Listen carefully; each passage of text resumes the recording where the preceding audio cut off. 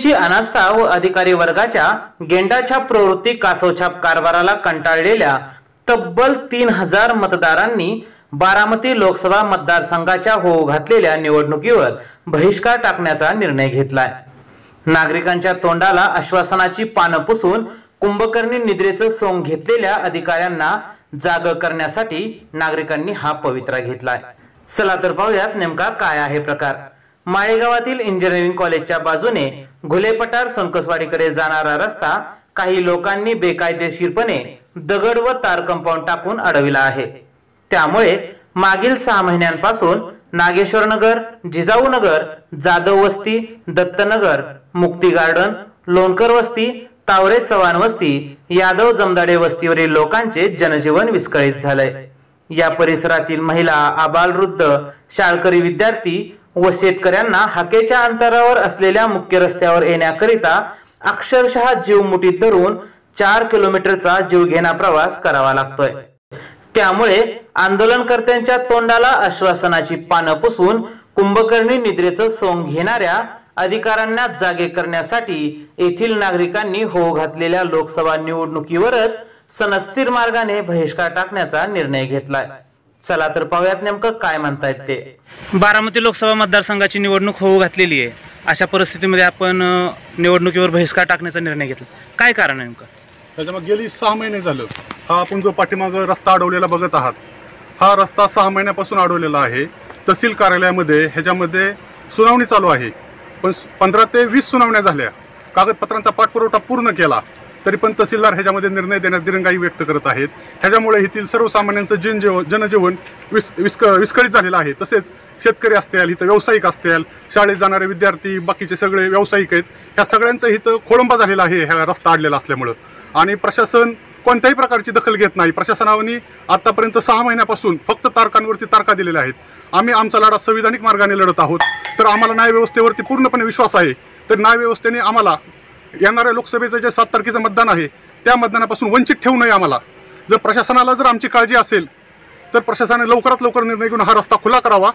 ह्या रस्त्यावरती जे काही हे झालेलं आहे गेल्या 5 वर्षापासून हा शिवनगर विद्याप्रसारक मंडळ आणि ज्या लोकांनी अडवलेला आहे त्यांच्यामध्ये जो काही वाद आहे हा वाद मिटवण्याचा कुणीही इथं दखल घेतलेली नाही। इथं फक्त बारामतीमध्ये विकासाच्या पोट भरून गप्पा मारल्या जातात, पण लोकांना 3 ते 4 हजार लोक आहेत इथं, त्यांना पायाभूत सुविधांपासून इथं वंचित ठेवलेलं आहे।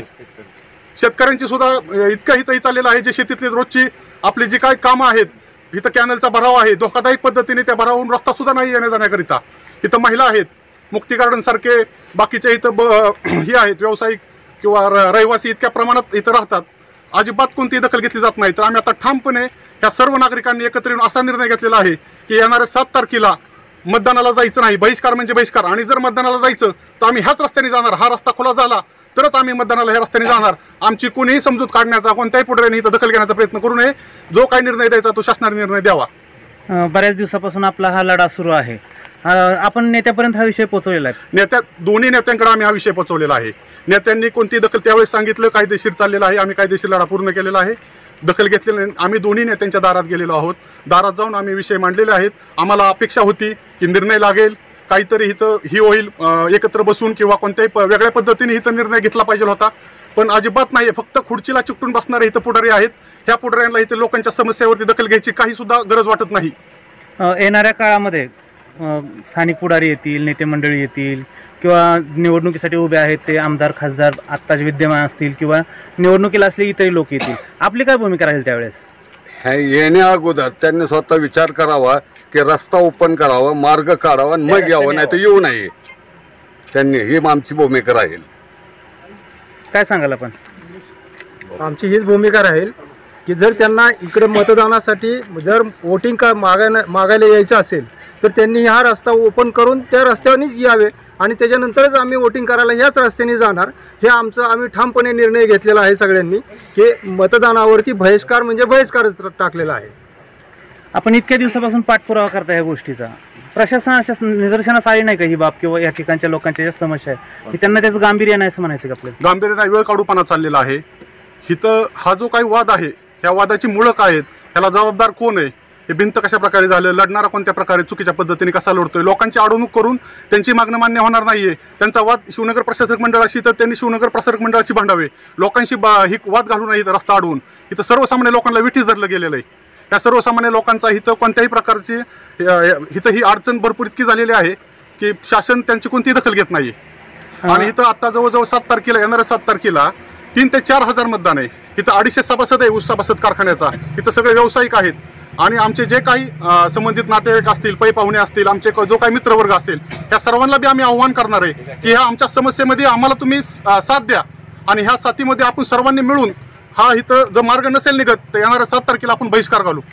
अनेक वर्षापासूनचा प्रलंबित प्रश्न आहे, मात्र अद्यापही तो सुटताना दिसत नाही. काय सांगाल आपण? प्रश्न हा सुटलाच पाहिजे.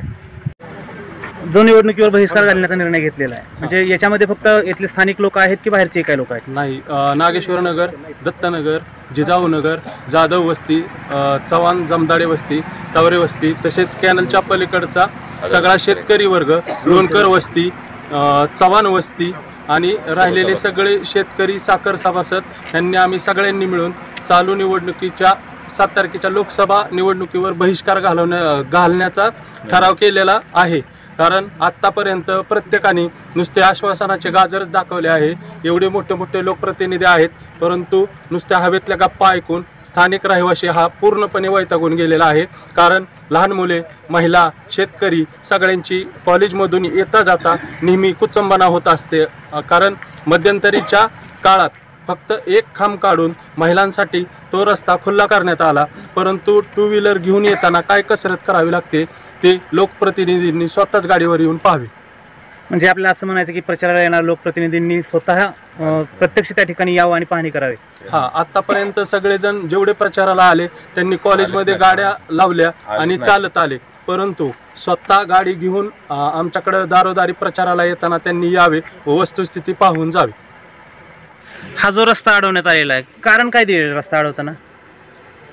आता हा रस्ता अडवण्यात आलेला आहे याचं कारण त्यांनी फक्त एकच सांगितलेलं आहे की आम्हाला कोर्टातून निर्णय मिळालेला आहे, पण खाजगी रस्ता आहे म्हणून. तर आपण खाजगी रस्ता असल्याचं ते जर सांगत असतील तर या ठिकाणी तर डांबरीकरण झालेलं दिसतंय. हां, तर ह्याच्यावरती आत्तापर्यंत 3 वेळा याच्यावरती शासकीय निधी पडलेला आहे या रस्त्यावरती आणि शासकीय निधीतून हा रस्ता झालेला आहे.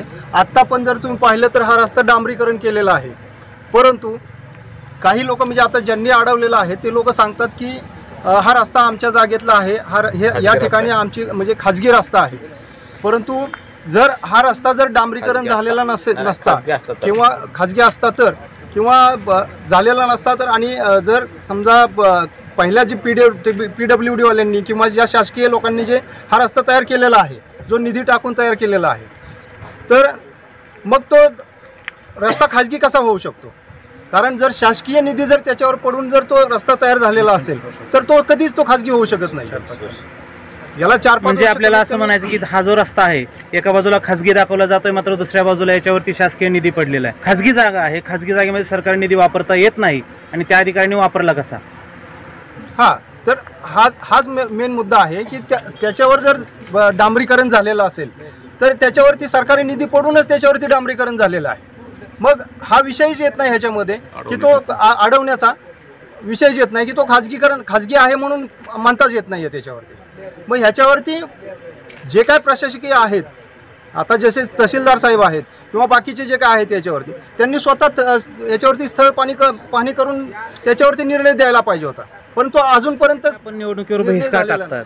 यापूर्वी आपण या संदर्भात आंदोलन वगैरे काय केली होती का? प्रशासनाकडे या संदर्भात काय मागणी केलेली पूर्वी? ह्यापूर्वी रस्ता रोको आंदोलन केलेलं होतं. डांबरीकरण इथं 3 वेळा झालेलं आहे.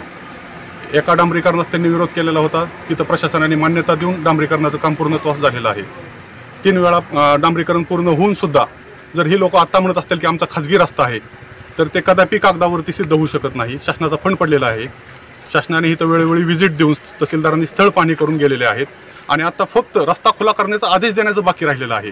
आम्ही तहसीलदारांना विनंती केली होती, तहसीलदार आम्हाला म्हणले होते 1 आठवड्यामध्ये आम्ही तुमचा रस्ता खुला करतो, तर त्यांनी 15 ते 20 तारखा घेतलेल्या आहेत. आम्ही सर्वसामान्य शेतकरी कुटुंबातील सर्व आहोत. आम्ही आमचा कामधंदा सोडून तिथं तारखेला जातो. आमचे 15 ते 20 दिवस यामुळे वाया गेलेले आहेत. प्लस आम्हाला रोजच्या दैनंदिन जीवनासाठी इथून एक 4 किलोमीटरचा वेढा देऊन जीव मुठीत घेऊन कॅनलच्या कडेने आम्हाला वाट काढत जिथून मिळेल तिथं वाट त्या बिन वाटा अडवल्या जातात आमच्या. तेथील लोकांना, स्थानिक लोकांना काही त्रास होत असतो.